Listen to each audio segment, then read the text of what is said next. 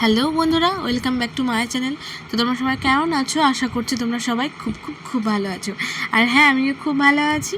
তো এই যে আজকে আমি সকাল সকাল স্নান টান করে চলে এসেছি পাশের বাড়ির একটা বৌদির বাড়িতে। তো ওদের বাড়িতে আজকে নারায়ণ পুজো, সকাল থেকে আমাদেরকে থাকতে বলেছে, মাকে একটু জোগাড়যন্ত্র করে দিতে বলেছে হাতে হাতে। এবার বৌদি তো সব কিছু একা পারবে না, দাদা যেহেতু বাড়িতে নেই, তো বৌদিকে একাই করতে হচ্ছে সব কিছু। ওই জন্য মাকে বলেছে একটু পুজোর জোগাড়গুলো করে দিতে। মা, কাকিমা আরও অনেকে ছিল।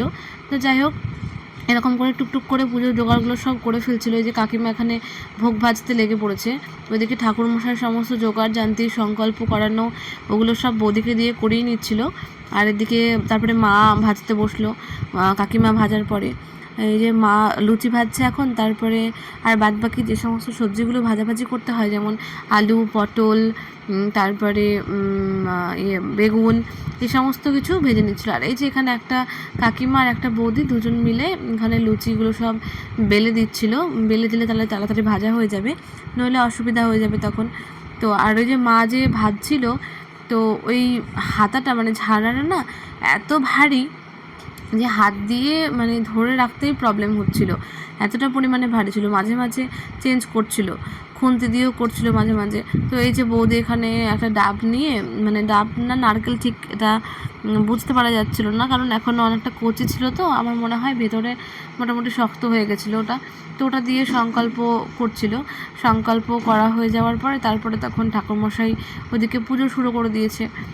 পুজোর যে আসল যে জোগাড়যন্ত্র, এদিকে সিন্নি টিন্নি মাখা থেকে শুরু করে অন্যান্য প্রসাদ অমান্য করা থেকে শুরু করে সমস্ত কিছুই জোগাড়যন্ত্রী প্রায় কমপ্লিট। পুজো এখন শুরু হয়ে গেছে অলরেডি। আর এইদিকে মারা সব ভোগ ভাজা, তারপরে সেগুলো জোগাড়যন্ত্রী করা, সেগুলো একদিকে করতে থাকছিল। আর আমি সেরকম কিছু করার ছিল না, আমিও স্নান করে একদম শুদ্ধ কাপড়েই ছিলাম, পরিষ্কার পরিচ্ছন্ন কাপড়ে। তো আমিও মাদেরকে একটু টুকটাক সাহায্য করে দিচ্ছিলাম। এই যে বসেছিলাম, আমি একটু ভিডিও করছিলাম এদিকে ওদিকে।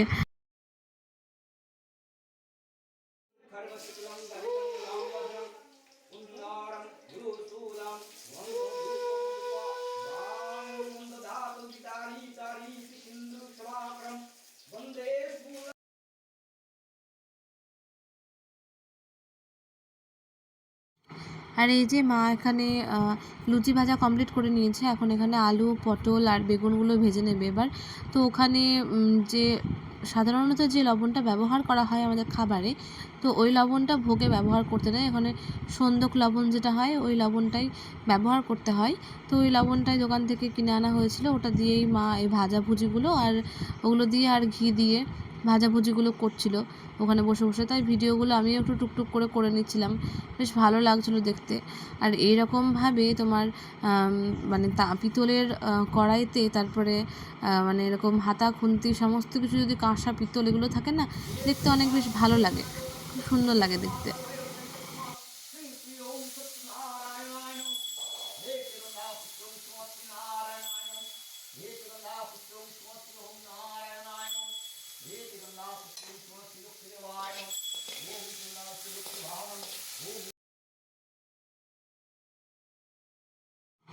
এই যে মায়ের সমস্ত ভাজাভুজিগুলো করা মোটামুটি কমপ্লিট।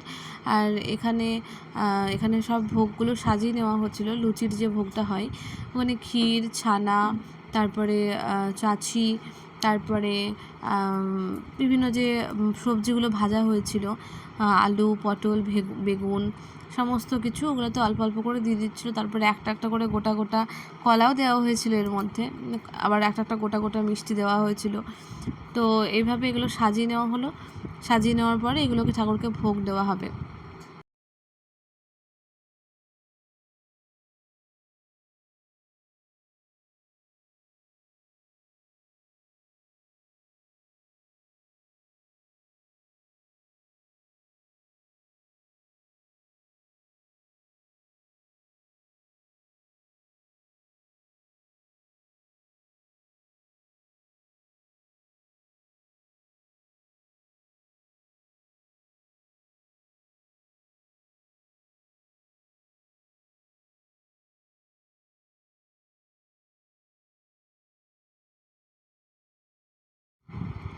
তো ভোগ সাজানো মোটামুটি কমপ্লিট। এবার ঠাকুরমশাই আরতি করতে শুরু করে দিয়েছেন।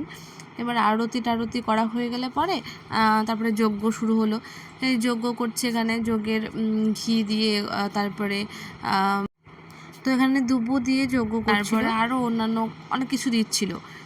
তো এগুলো আমি যজ্ঞটাও একটু ভিডিও করে নিলাম, কারণ বেশ ভালো লাগছিলো দেখতে এই সিনটা।